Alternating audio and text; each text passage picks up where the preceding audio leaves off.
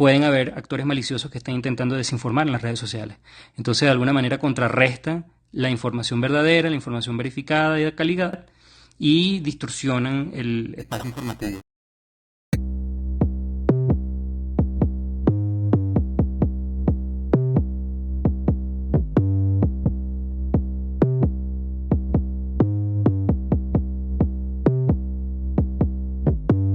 De cara a los próximos comicios electorales de este 28 de julio de 2024, quisiéramos abordar el tema de la desinformación y la manera en que los ciudadanos pudieran estar involucrados, sin saberlo, en alguna operación de influencia.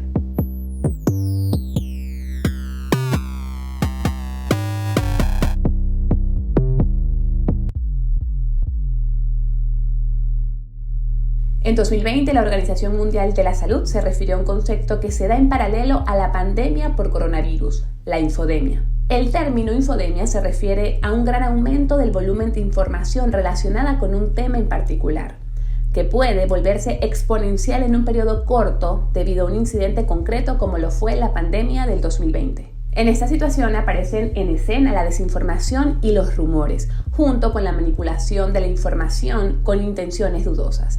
En la era de la información, este fenómeno se amplifica mediante las redes sociales, propagándose más lejos y más rápido como un virus. Antes de ahondar más en el tema de desinformación, quisiéramos aclarar por qué no es correcto usar el término de noticia falsa. Y esto se debe a que noticia significa información verificable en el interés público, y la información que no cumple con estos estándares no merece la calificación de noticia. En este sentido, las noticias falsas son un oxímoron que se presta para menoscabar la credibilidad de la información que, de hecho, cumple con el umbral de verificabilidad e interés público, es decir, las verdaderas noticias. Los términos correctos para hablar de información falsa son información errónea, desinformación e información maliciosa. Entonces, la información errónea es información falsa, pero la persona que la está difundiendo cree que esta es verdadera. La desinformación es información falsa, pero la persona que la difunde sabe que es falsa. Es una mentira deliberada e intencional y señala que las personas están siendo activamente desinformadas por actores maliciosos. La información maliciosa es la información que se basa en la realidad, pero se usa para hacer daño a una persona, organización o país. Un ejemplo es un reporte que revela la orientación sexual de una persona sin justificación de interés público. Es importante distinguir los mensajes verdaderos de los que son falsos, pero también aquellos que son verdaderos y aquellos mensajes con algo de verdad, pero que son creados, producidos o distribuidos por agentes con la intención de dañar, en vez de servir al interés público. Tal información maliciosa como información verdadera que viola la privacidad de una persona sin justificación de interés público va en contra de los estándares y la ética del periodismo.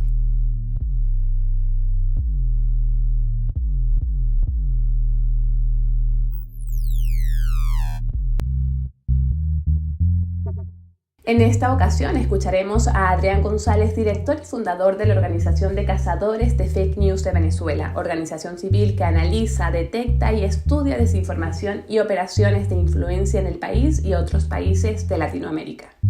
¿Cuál es el objetivo de los proveedores de desinformación para difundir bulos?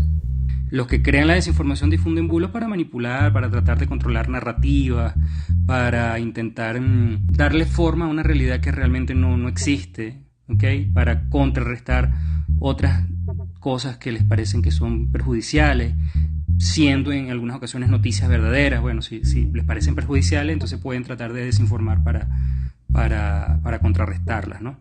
Pero siempre tienen una intención: lavar la imagen o estigmatizar a algún enemigo, bien sea algún político, algún medio, algún periodista, alguna ONG, por ejemplo, y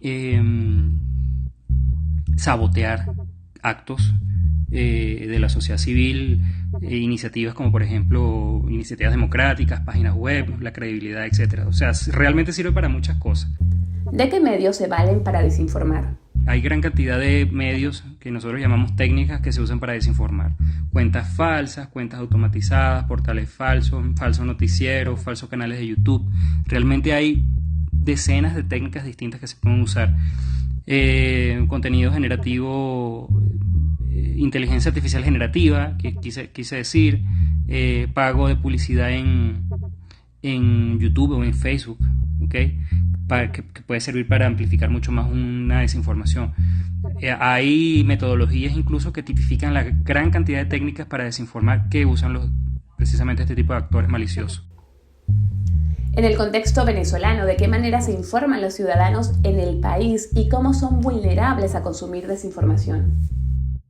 En el contexto venezolano, los ciudadanos se informan, bueno, dependen mucho de las redes sociales para informarse.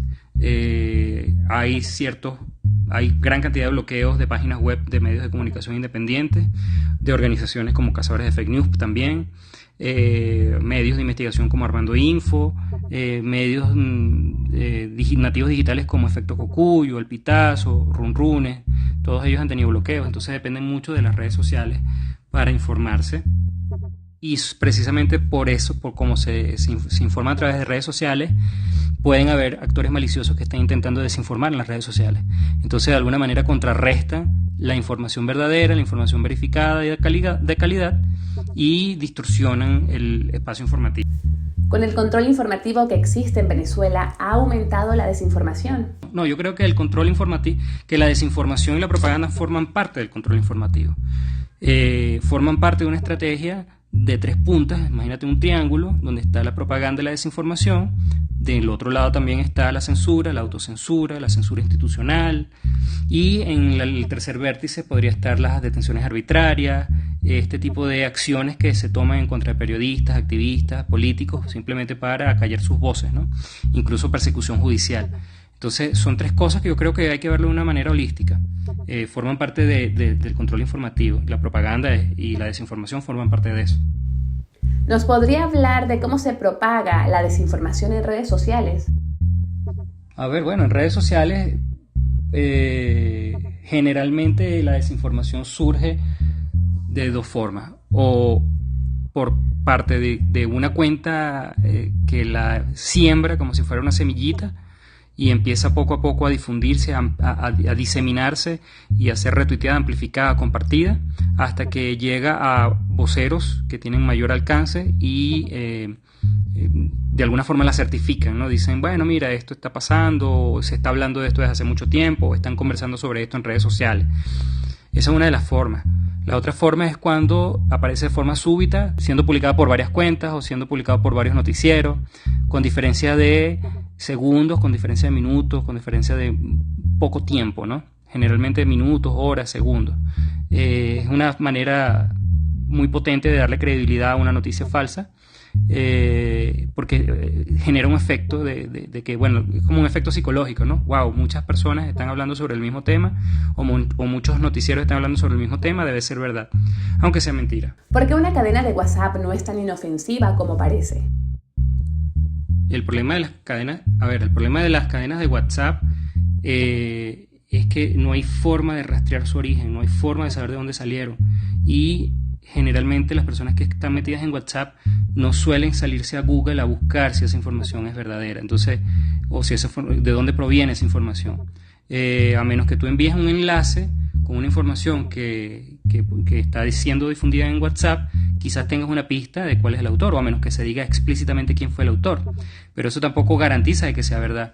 Entonces, además, no hay ningún tipo de usuario que vaya a comentar esa cadena de WhatsApp y diga, mira, eso es mentira por tal razón. Entonces, las personas que solamente se informan a través de WhatsApp son muy vulnerables, porque la estructura del servicio de mensajería hace imposible que se le mande un mensaje diciendo, epa, eso que estás viendo es mentira, ¿ya? ¿En cuál red social se consume más desinformación? Yo creo que en todas las redes sociales se consume mucha desinformación. No hay una que tenga más o menos que otra. Son distintos tipos de desinformación. Por lo menos en Twitter nosotros vemos que hay una gran cantidad de manipulación de la plataforma, etiquetas coordinadas.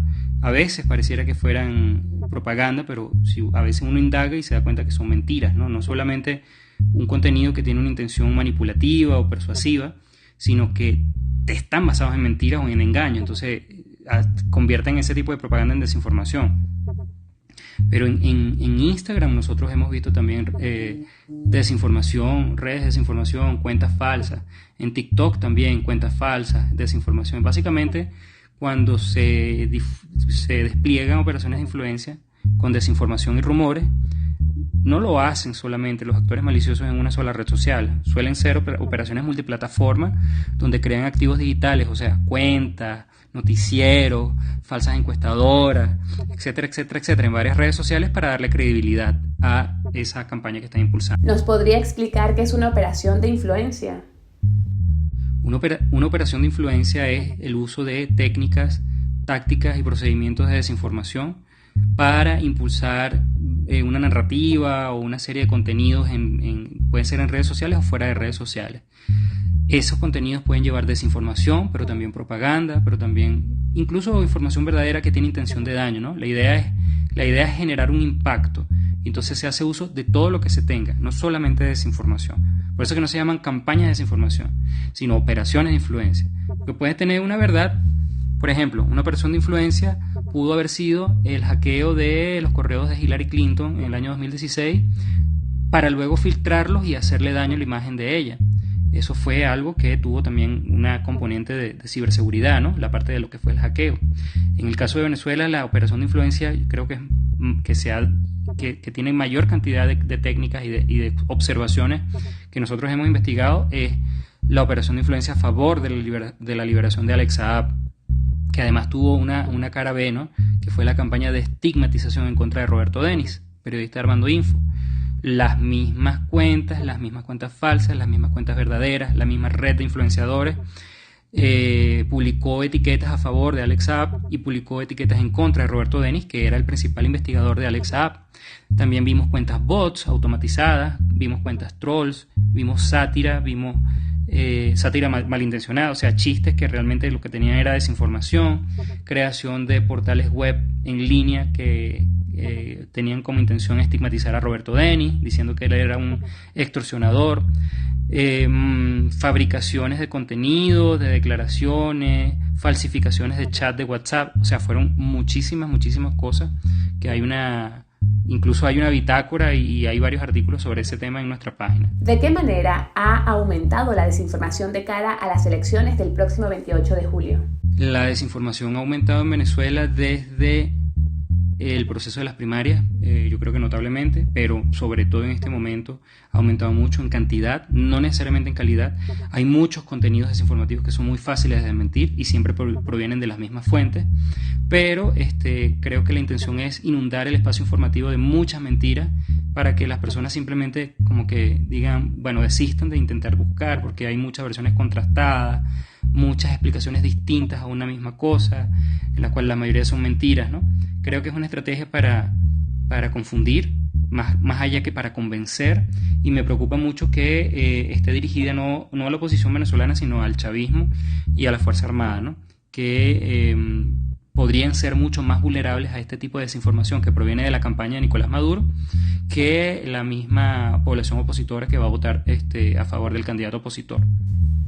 ¿Qué nos encontraremos en redes sociales durante este mes de cara a los comicios electorales? De cara a las elecciones del próximo 28 de julio vamos a conseguir muchos bulos, mucha desinformación. Hay actores que desinforman a diario y que están haciéndolo muy reiteradamente, muy recurrentemente, lo hacen muy seguido. Falsos medios de comunicación que se venden como medios de comunicación independientes, que son portales de desinformación, también están publicando muchos bulos, encuestadoras falsas.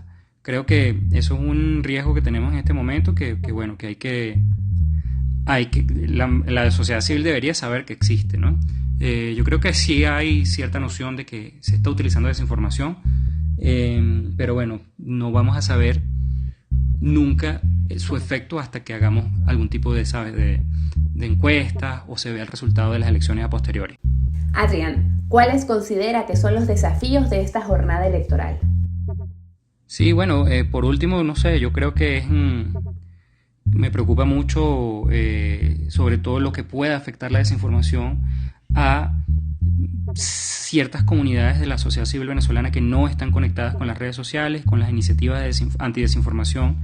Estoy hablando específicamente, como te digo, de empleados públicos, personas en el interior del país que no tienen acceso a Internet, población que tradicionalmente ha sido oficialista y que solamente ve medios de comunicación tradicionales oficialistas, y por supuesto la Fuerza Armada Nacional Bolivariana, porque podrían estar siendo expuestos a una gran cantidad de mentiras y desinformación que, hasta que no consigan la forma de darse cuenta de que son falsedades, podrían estar básicamente siendo manipulados, ¿no?, por una operación de influencia quizá la más peligrosa que nosotros hemos podido destacar o que hemos podido estudiar durante los 5 años que tenemos estudiando el ecosistema informativo en Venezuela.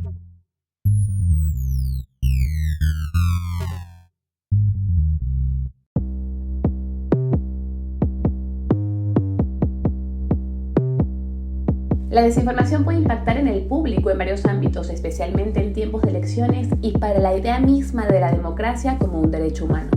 Lo que busca la desinformación, en particular durante una encuesta, no es necesariamente convencer al público de que su contenido es verídico, sino impactar en el establecimiento de la agenda, en lo que la gente piensa que es importante, y enturbiar las aguas informativas con el fin de debilitar los factores de racionalidad en las opciones de voto de las personas. Las sociedades modernas tienen una responsabilidad crucial al momento de informarse, ya que en la era digital la información fluye a una velocidad sin precedentes y está al alcance de todos.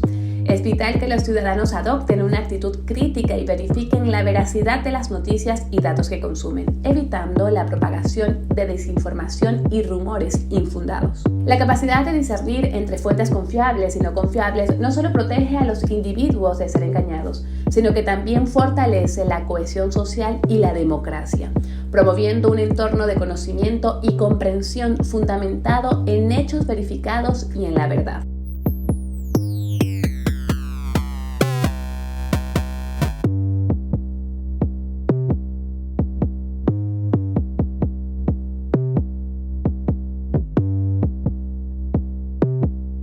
Para realizar este podcast nos apoyamos en el Manual de Educación y Capacitación en Periodismo de la UNESCO.